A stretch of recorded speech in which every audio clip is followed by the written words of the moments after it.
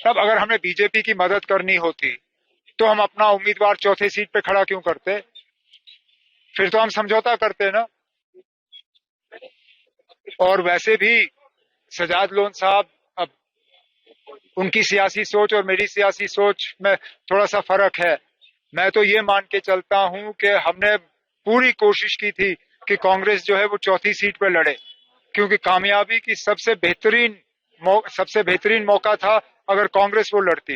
लेकिन कांग्रेस ने ना लड़ने का फैसला लिया, इसलिए हमें मजबूरन अपना उम्मीदवार वहां पे उतारना पड़ा। लेकिन हम तब भी जीत की जो है उम्मीद लगाए बैठे हैं। अगर वाकई सजाद लोन साहब बीजेपी को हराना चाहते हैं तो वोट देना हमारे हक में।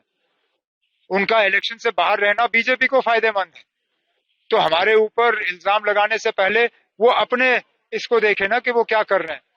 बीजेपी को अगर वो हराना चाहते हैं तो वोट दें, इलेक्शन से बाहर क्यों रह रहे हैं? हम चाहते थे कि चौथी सीट पे कांग्रेस लड़े, क्योंकि जैसे मैंने आपसे कहा, जो हमने नंबर देखे और जिस तरह हमने हाउस की कॉम्पोजिशन देखी, हमें लगा कि सबसे बेहतरीन जीतने की गुंजाइश तब होगी अगर कि कांग्रेस वो सीट लड़ती। क्योंकि पीडीपी हमारा एलाई है नहीं, लेकिन पीडीपी इंडिया ब्लॉक का एलाई जरूर है। तो पीडीपी के लिए उस वक्त कांग्रेस को वोट देना शायद ज्यादा आसान होता बनिस्बत के नेशनल कॉन्फ्रेंस को।